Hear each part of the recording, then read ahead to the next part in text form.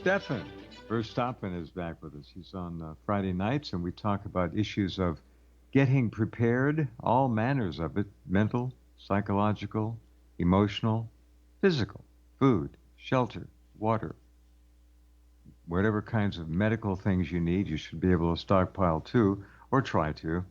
But above all, you've got to prepare. Here's one for you. Get this. Now, for all of you out there who remember just trouble 9/11, die on 9/11. Seattle, Washington, the heart of Bolshevism in America. Well, one of them.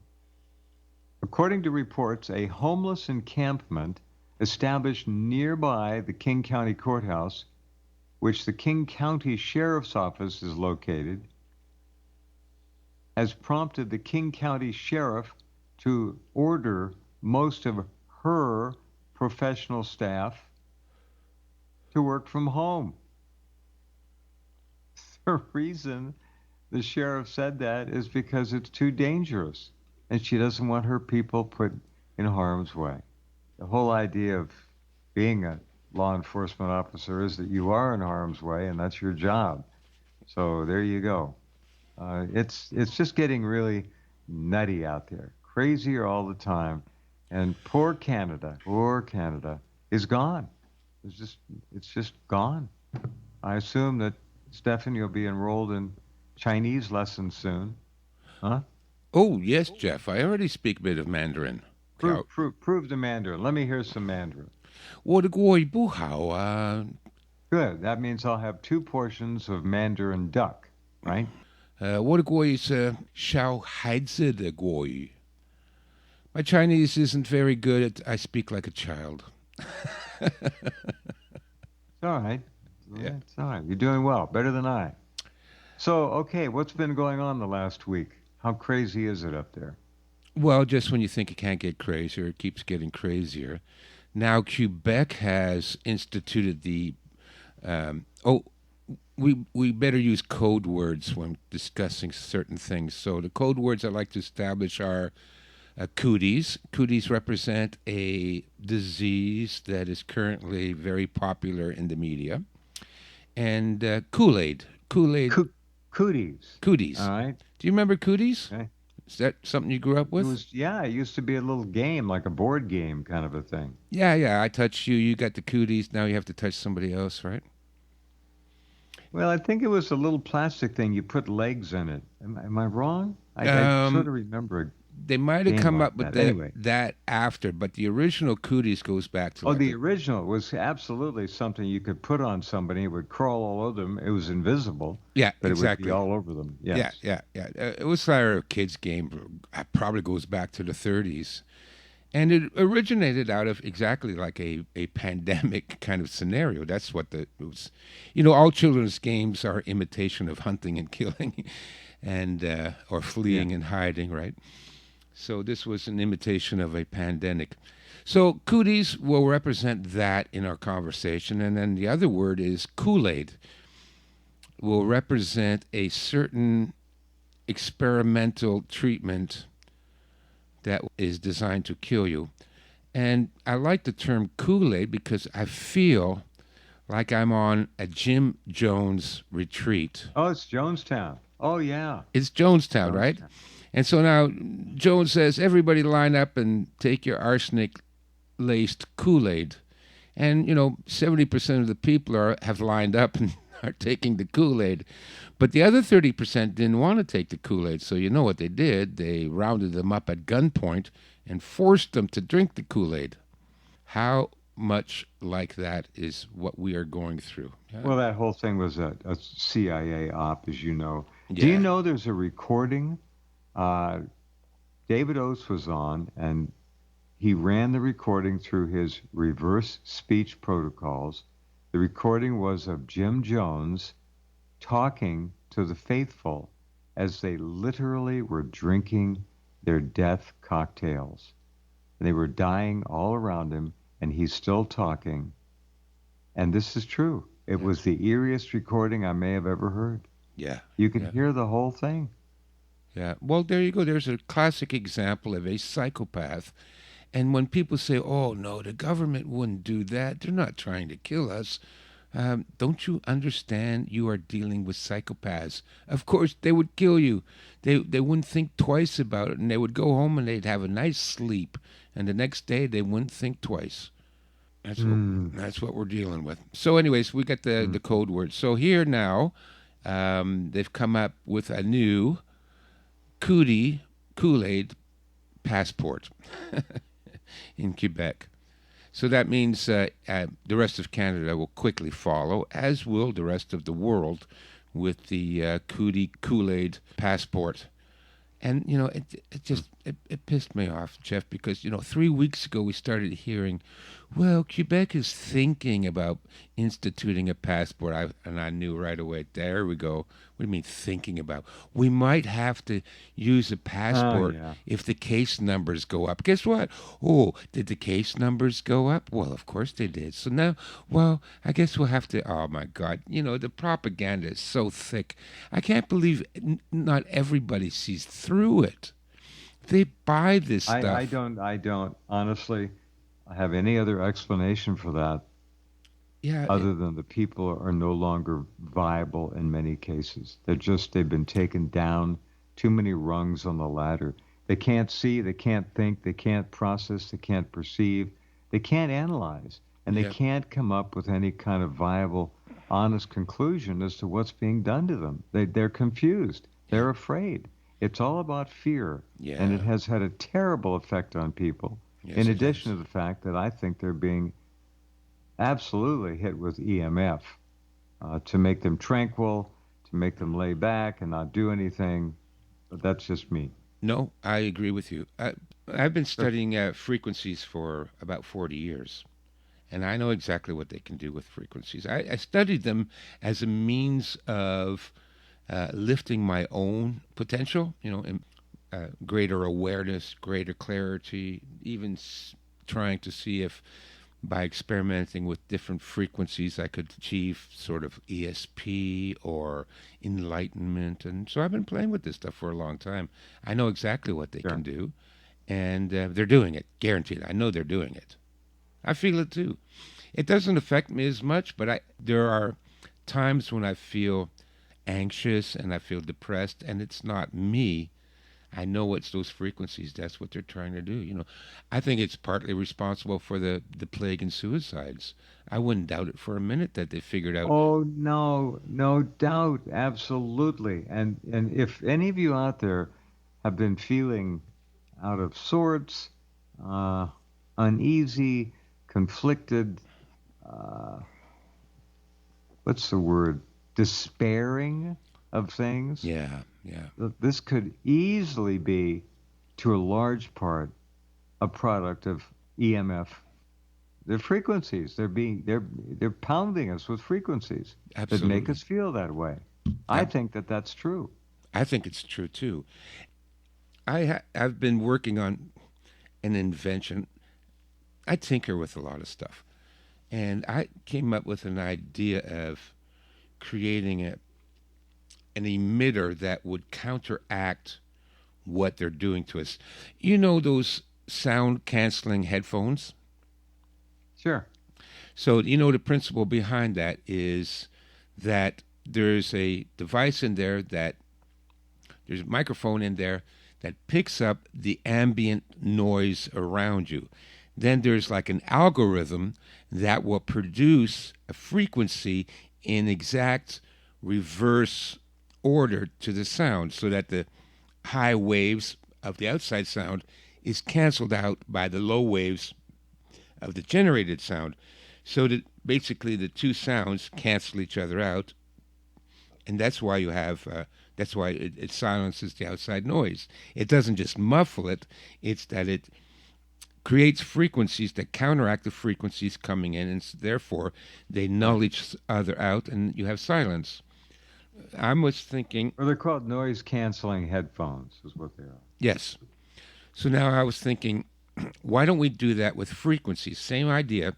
We have a receiver that picks up the kind of EMF frequencies that we're being bombarded with, analyzes it using an algorithm, and then produces the exact opposite radio frequency to cancel out the incoming frequencies. Uh, you'll be a rich man if you can come up with a little instrument that'll do that. I already have, Jeff. I already have. I've already created like 5 different prototypes for it. I was thinking of Oh, maybe. very good. No, Very good. because So, what has your experimenting shown you? Does it work? well, yeah, it's still in the development phase. Actually, you know that TV show Shark Tank. Yes, They wanted me on the show. I applied I online believe it. and I told Yeah. them about this device, and they wanted me on the show. I had to turn them down because I couldn't finish the prototype in time. I can't. It was all conceptual at first when I sent it to Shark Tank. Here it's called Dragon's Den in Canada. Canada and England they call it Dragon's Den, but it's the same show. We even have Kevin Leary on it too. The producer called me and he said, "We want you on the show. We like this idea," because I did it as a jest, Jeff. I thought, well, I'll submit it. I won't get chosen for this. It's a wild shot, a long shot. And even if Sure. I do get selected for this, you know how they shoot TV shows. If we're casting in March, that means they're shooting in August, right? Basically. Yeah. I sent them the concept, but they called me up, and I figured if they ever do call me up, I'll have at least a month, 2 months to build the prototype. So they called me up, and they said, "We want you on the show, and can you come in on standby?" I said, "No, I'm not coming in on standby. We've been through that, right, Jeff? You go there on standby, you sit there in the green room for 12, 16 hours, and then you go home because they don't need you." So I said, "No, unless I'm going to be on the show, I'm not coming down." They said, "Okay, I'll call you back." He calls me back. This is the producer for CBC Canada here. Calls me back. He says, "Okay, we're going to guarantee you a spot on the show." I said, "Okay, when do you want me?" He says, "Tomorrow." Oh, come on. I, Yeah. s- I So, said, I said, "No, I can't be ready by tomorrow. I really can't." He said, "Okay, by Friday," which was 2 days away. So I said, "Well, let me see." I tried, Jeff. I tried. I went to all the electronic stores, bought all the equipment I needed, mhm. started wiring everything together. But I can't build a prototype in one day. So, anyways, I had to decline. But I still have the idea. I have the prototype now. And I think it's something we need because it's like you sit it in the middle of the room or on a table somewhere, and it will broadcast these Right. frequencies, and it will eliminate anything that's coming in at you, so that now you are actually in a radio-free zone. Instead of building a Faraday cage, which is the only other way you could possibly avoid all this EMF interference, this would cancel it out within a certain area, the broadcast area of the device, and it would, cover a room about 10 by 20 foot. That's plenty. That's plenty. You put it in Very your good. bedroom, and Well, I hope you pull this off. well, listen, Big breakthrough. it's all in. I have plans and diagrams, and I know how to do the electronics on it. It's not that complicated. It really isn't, and I can't believe somebody hasn't thought of it already. But I have it there, and but Jeff, to go to the next stage, I'd have to, get angel investors and financing and funding and maybe government grants, and then I'd have to hire people to help me manufacture it. I can't do that all by myself, and so it's been on the back burner, but it's still there. But listen, in order to design this device, I researched ELF waves specifically, and ultrasound. That was another thing I was experimenting with, which is extremely low audio sounds below the threshold of hearing, so you can't hear these sounds even though they are a sound, I understand. Yeah. but they affect you internally. It resonates on your nervous system and your heart, and it tends to induce fear and anxiety. I thought of using it in a public art piece so that when people get close to the Uh-huh. interactive art piece, the closer they get, the more afraid they'll become, right? Because it's ultrasound. It will affect you on that level. So I've come across over 300 scientific studies from medical associations, from the military, dating all the way back to the 60s, showing what alpha and EMF waves can do on people, on dogs, on animals. And like I said, this is mainstream research. And absolutely, it can affect you. Whatever they want to inflict on you, they can do it. So if you're feeling depressed and you're feeling anxious and suicidal, and it's like unusual for you to feel that way, normally I'm an upbeat person, Jeff. You know me. I'm life of the party. Yeah. And Sure. but I've been having anxiety attacks, sure, panic attacks. Your heart starts racing. Why is my heart racing? Nothing happened. Why is my heart racing? These are exterior events that are affecting you, or you're breathing it. Maybe they're chemtrailing. Something. This is not normal. Yeah, I think because they're putting the aluminum in the chemtrails, and I think when that permeates your system, then you're more vulnerable to the RF waves. Anyways, I think it's like a double whammy. And I think that's what they're trying to do with the kool-aid, too. We know that they're putting something metallic in people, right? And Yeah. so now if all your all your cells are infected with a metallic particle and they start beaming frequencies into you, you're going to vibrate even more under those frequencies if your body is already toxic with aluminum and mercury and graphene or graphite, whatever it is they're putting in there. So yeah, it's a great little plan. We know in Japan they already invented a device, sound to skull broadcaster transmitter, whereby they use a radio frequency to beam directly into your skull, and it will say words.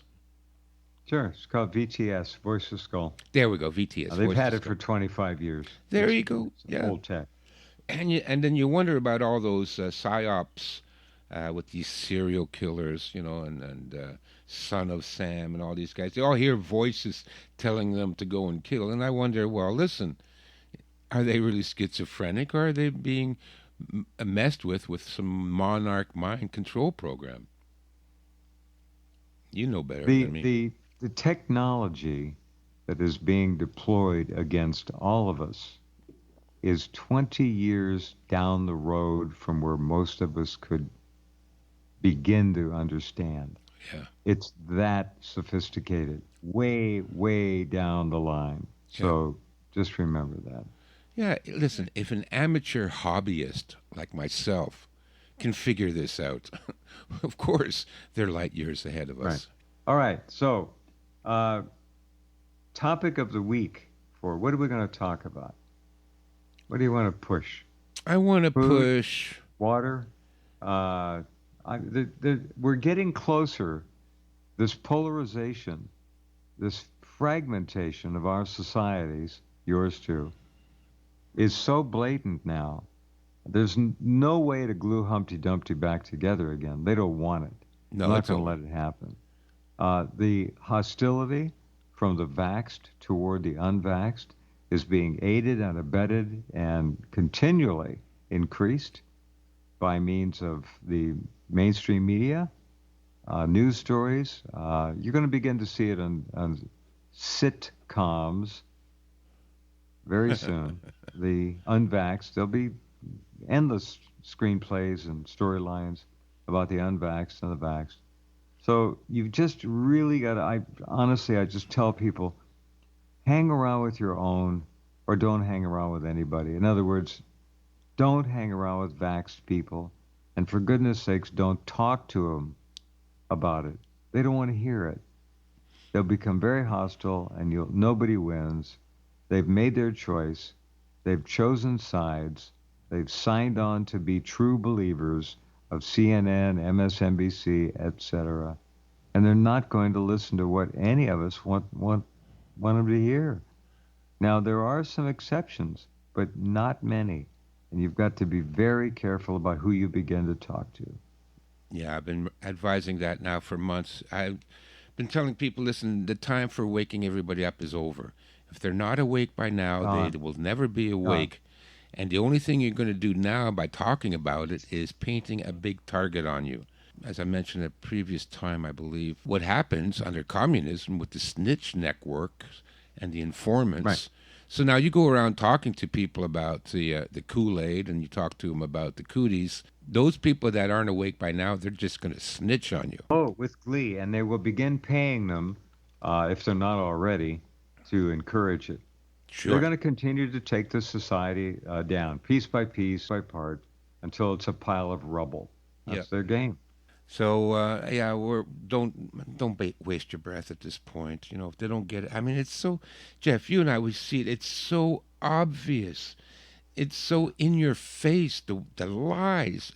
How come everybody doesn't see it, but they don't? Because they've been their critical faculty doesn't exist. They can't think, and they won't There think. is, if you remember all of you out there, the Anthony, and I think I'm going to play this next week with Erica again, the Anthony Patch interview, in which he says, literally within moments of being injected, the people lose the ability to notice or to evaluate themselves as acting differently than before, and they are acting differently. They lose that ability. Yeah, It's some kind of a self awareness or self a lack of analysis, a lack something of like self that. But awareness. they Yeah, lose it. It's gone. yeah. And I've always often said when I'm teaching, especially with philosophy and the way of the warrior and martial arts, the key ingredient for all of this stuff is you have to be self-aware. If you don't have self-awareness, you're not there. Right. You're not a real human No, being anymore. you're not in the game No. anymore. You're out. I just watched You out. I watched Invasion of the Body Snatchers, the old black and white one from the 60s. Oh, yeah, hold on. I've got to take a break. Okay. Actually, I ran over, but I want to talk about that. That's fascinating. We'll come right back with Okay. Stefan after this. Stay tuned. Okay, here we are. What a great movie. 1956. I know they remade it. I didn't see the remake. I don't like remakes. Kevin Nah. McCarthy, 1956, Invasion of the Body Snatchers. So once these people have been shot up, they're not the same anymore. And there is a number of pieces of data that suggests that they have been changed. I have run into more and more people now who tell me that their mother, their father, their friend, and they're not the same anymore. They've changed. Something's different about them. They're not the same. Yeah. I can't quantify it any more than that, but that's what I'm hearing. They're noticing something is different. Yeah. Emotionally, intellectually, conversationally, however you want to look at it. Oh, they look the same. But Invasion of the Body Snatchers. Tell us more. I'm going to play a clip from that in just a minute. It's great. Okay. Yeah, no, it's a great movie. Very many parallels between that movie and what's happening now. And in the movie, Yes, people sir. would fall asleep, very symbolic. And while they're sleeping, they are replaced by an alien entity or an alien structure that mimics them almost exactly. Cl- So, A uh, clone. yeah, they become like a The clone, right?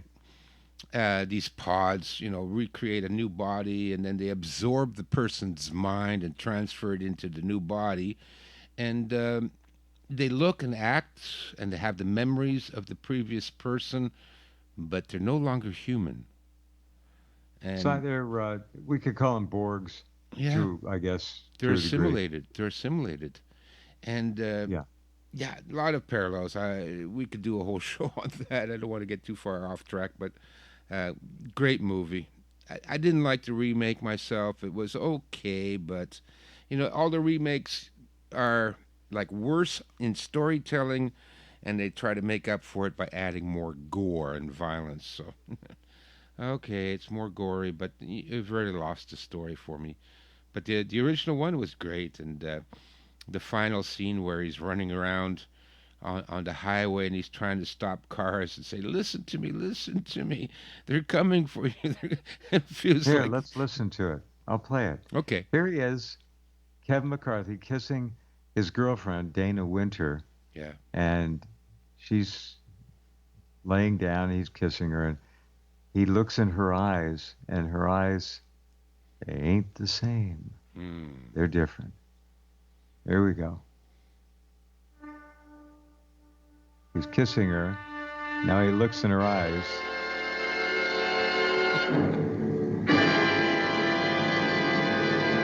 I think the music tells you what he sees. His eyes are almost as big as hers. I went to sleep whilst it happened. Oh, Becky. They were right. I should never have left you. Stop acting like a fool, Miles, and accept us. No. Never. He's in here! He's in here! Get him! Get him! Miles is on the run now. I've been afraid a lot of times in my life. But I didn't know the real meaning of fear until I had kissed Becky. A moment's sleep and the girl I loved was an inhuman enemy bent on my destruction.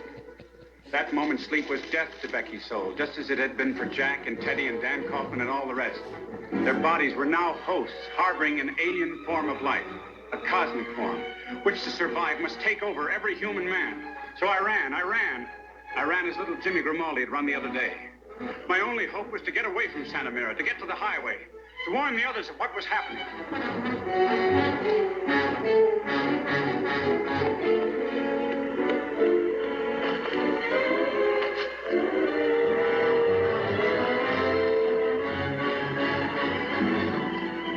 He's now finding the highway.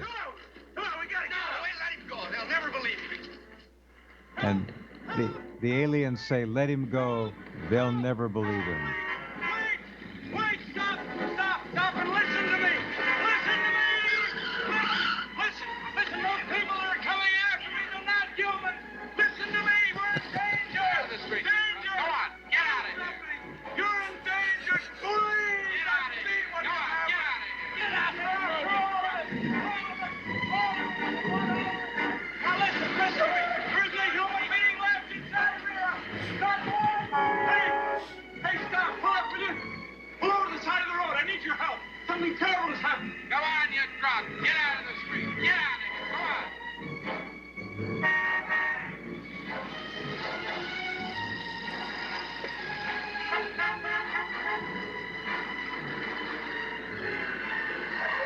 He jumped on the back of a tractor trailer and looked in the back of the open gate as it's rolling down the road. And what did he see, Stefan? The Lots pods. and lots of pods. The pod people. Yeah. Big idiot! Run! You fools! You're in danger! Can't you see? They're after you! They're after all of us! Our wives, our children, everyone! They're here already! You're next! You're next! You're next! You're next! You're next. You're next. So roll up that sleeve and get ready to be genetically modified. I have to laugh because I feel like that every day. I'm running down the street. They're coming. They're coming. You're next. Listen to me. And then the response from everybody is, "Oh, you're crazy. You're drunk. Get out of here." So, anyways, yeah, I won't be running down the highway anymore. I've learned my lesson. I'll just be getting prepped and getting ready. I'm not going to be screaming at people anymore. It's hopeless at this point. It's hopeless. Yeah. Don't go to sleep. That was the whole thing in the movie. If you go to sleep, That's right. Yeah. they take over. Yeah. It's a great movie. It's a funny movie, but it's great. I really liked it. I like some of the old movies, I have to say. We don't know how to make movies anymore. With it, all comic book stuff with Yeah. it's just sci-fi. It's all CGI. It's just crazy. Yeah, it was sort of ridiculous that, the most popular movies are based on comic books. How deep is that? We have thousands of years of excellent literature, wonderful stories that they could tell, but they always tell just crappy bullshit. It's awful. Anyways, Correct. Jeff, what survival tips shall we leave the listeners with tonight? Anything on your mind? There are a number of them, and I guess it's number one is don't wait for someone else to do it. You have to do it. Step up and get it done. Yeah. Go to the store, make a list, count how many people you have to provide for. You're going to have to work this out. Have a family meeting or have a meeting with your friends. Try and meet some of your neighbors. If the power goes out, and goodness knows we've been warned enough, predictive programming, if the power goes out, what are you going to do? Yeah. You're going to have to work with your neighbors to help protect yourselves. There'll be no 9/11. You won't be able to call any police. So understand that. The police will be home taking care of their own families. That's right. And if the power goes out for 3-4 days, it'll be law of the jungle. Yeah.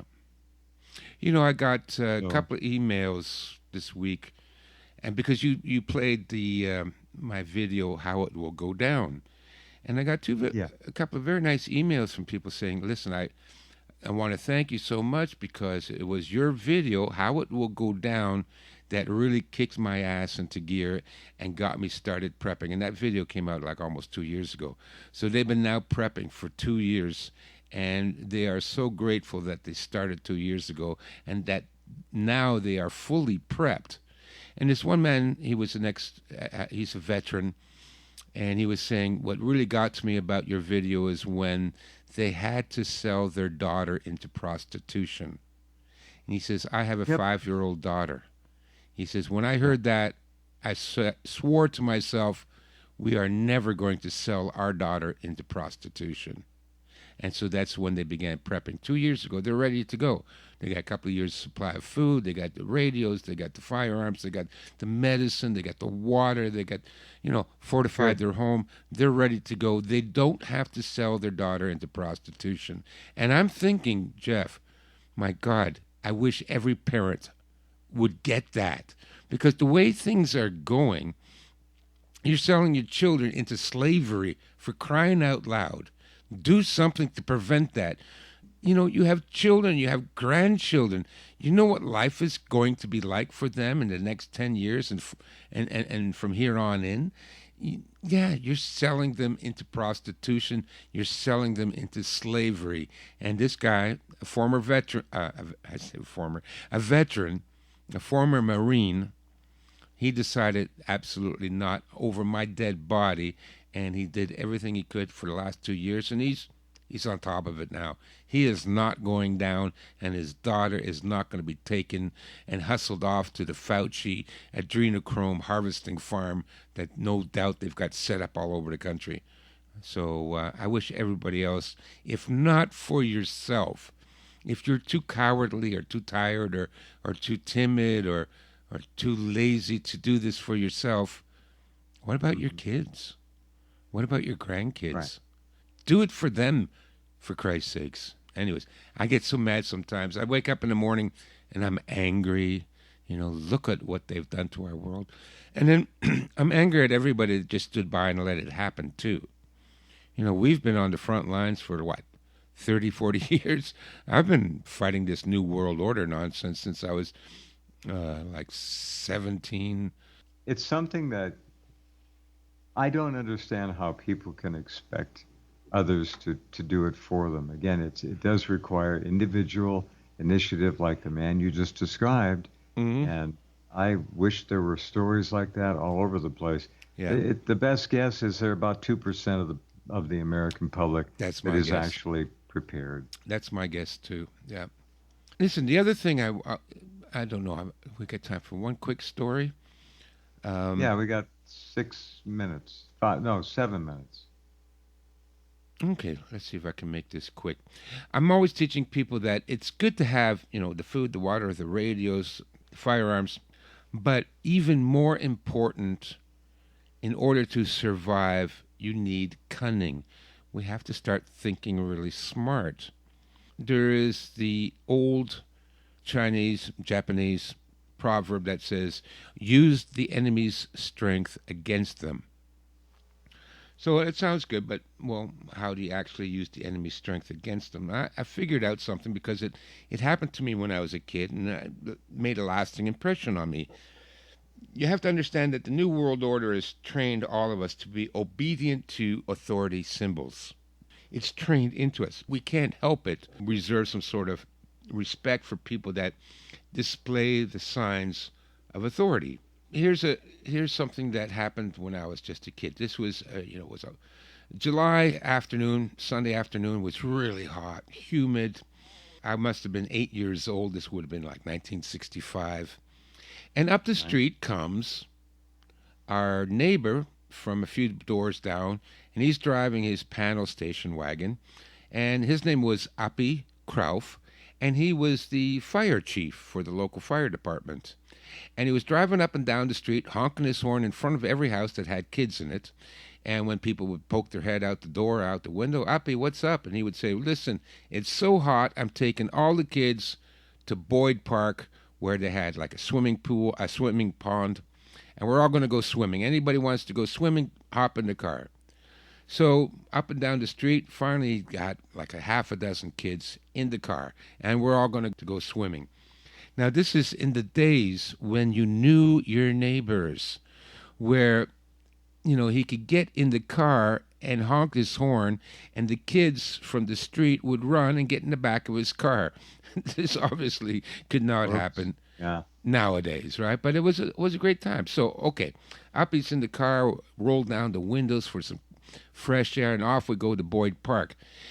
About a half a mile from the entrance to Boyd Park, the traffic stops. Now, we're on a 2-lane blacktop with a solid yellow line, so that means no passing.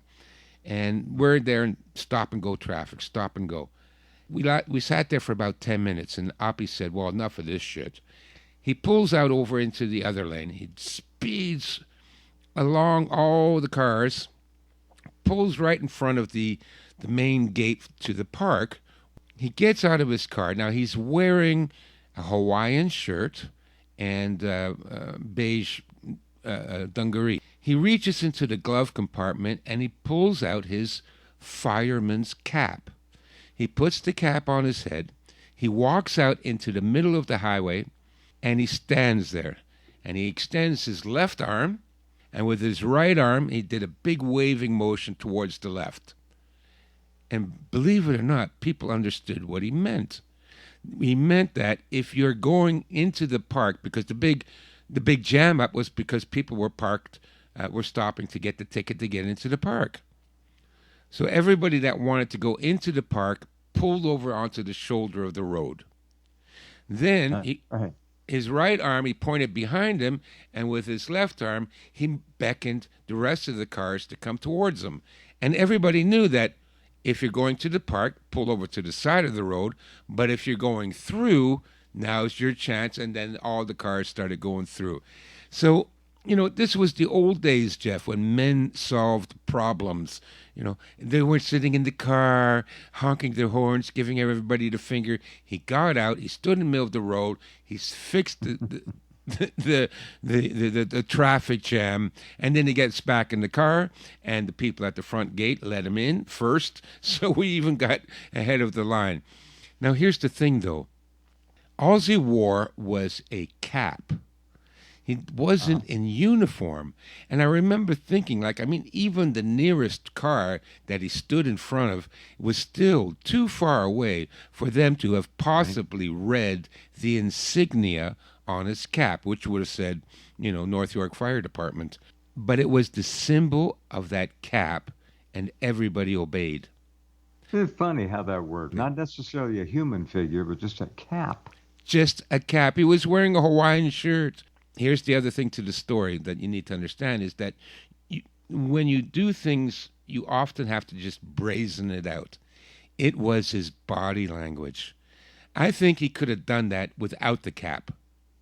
I think if he stood out in the middle of the highway... projected authority. Sure. Understood. Okay, so that's the lesson I want to give today. You have to understand that there may be times during a survival situation where you will need to project authority, even though you're not a cop and you're not a fireman or anything like that. But I'm telling you, I know I learned this lesson really well, and I've used it in the past. And that is, if you project authority, and it's all about body language, posture, the way you move, you own the space, people automatically, subconsciously pick up on that, and they will defer to you. So if there's an emergency situation, everybody's running around like a crazy person, don't be afraid to stand up and assert yourself and bring order to the chaos around you. They will follow you and they will obey because that's what we've all been trained to do. But we can use that training against Well, them to protect ourselves. It's something you have to think about. One alpha male with the right body language. If you need to do this, and you will coming up, Yeah. to exert your authority and take control Right. of a situation so that you can get yourself out of it. Good. Very good. That's my lesson Good for, point. for tonight, Jeff. Thank you very much for Very having me good. on again. Talk to you next You week. bet. Okay, Stefan, you be well. You All right. too. Bye-bye. And the same with all of you out there. Thanks for being here this week. It has been very intense.